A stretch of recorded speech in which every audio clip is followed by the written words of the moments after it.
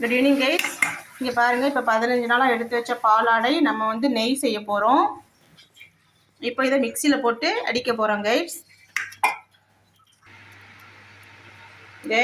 நம்ம வந்து மிக்சியில் போட்டு அடித்தா அழகாக வெண்ணெய் வருது பாருங்கள்.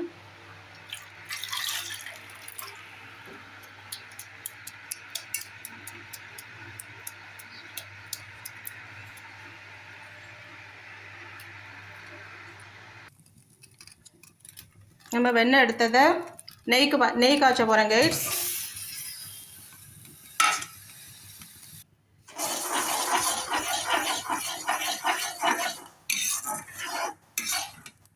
கால் லிட்டர் நெய் தான் கைஸ் கிடைக்கும்.